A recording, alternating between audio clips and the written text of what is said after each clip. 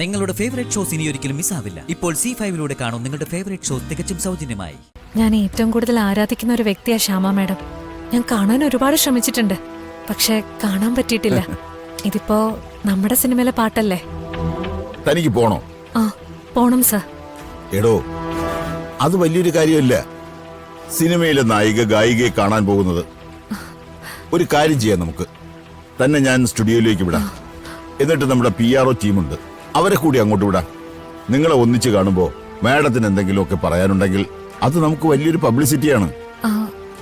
അതൊന്നും വേണ്ട സർ. മാഡത്തിന് അതൊന്നും ഇഷ്ടമല്ലെങ്കിലോ ഞാൻ തനിച്ചു പോയി കണ്ടോളാം. ഓ, അത് ശരിയാ. പബ്ലിസിറ്റി ഒട്ടും ഇഷ്ടമില്ലാത്ത ഒരാളാണ് ശ്യാമ മാഡം. എങ്കിൽ പിന്നെ രാധിക വെക്കുള്ളൂ.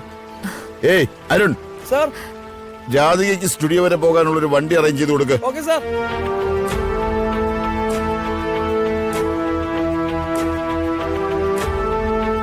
ഞാൻ വിളിക്കാം. ശരി.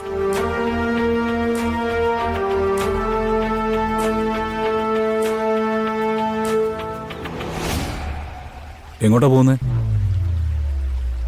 ഇയാൾക്ക് ശ്യാമ മേഡത്തിനെ ഒന്ന് കാണണമെന്ന് പറഞ്ഞു.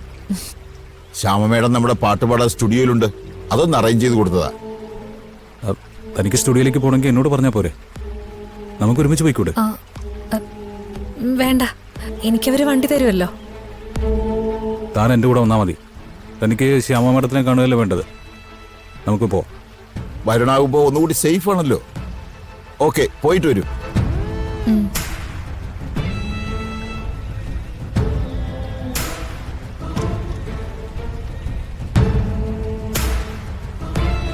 എന്തെങ്കിലും ഒരു തീരുമാനം എടുക്കുമ്പോൾ ആദ്യം എന്നോടൊന്ന് ചോദിച്ചൂടെ?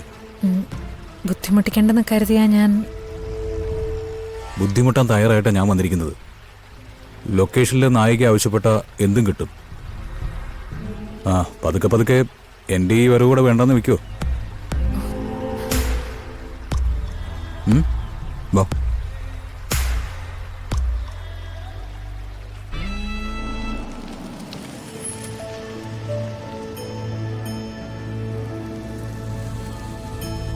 മാഡം വന്നല്ലോ.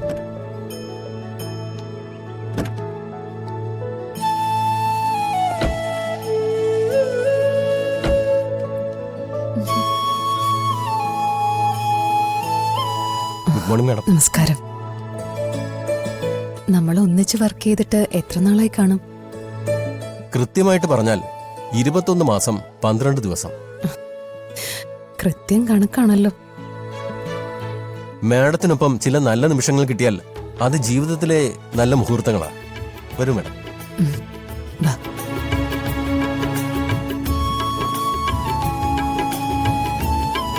മാം, ട്യൂൺ എങ്ങനെയുണ്ട്?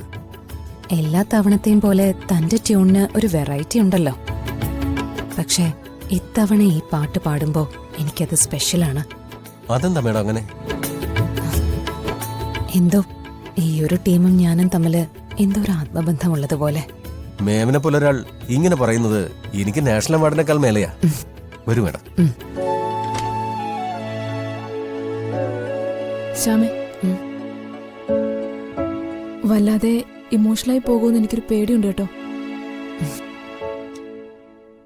ഈ ഇമോഷന്റെ പേരല്ലേ അമ്മ. അപ്പൊ കുഴപ്പമില്ല ഏട്ടത്തി. ഡൗൺലോഡ് ചെയ്യൂ C5 ആപ്പ്. കാണൂ എല്ലാ എപ്പിസോഡുകളും സൗജന്യമായി.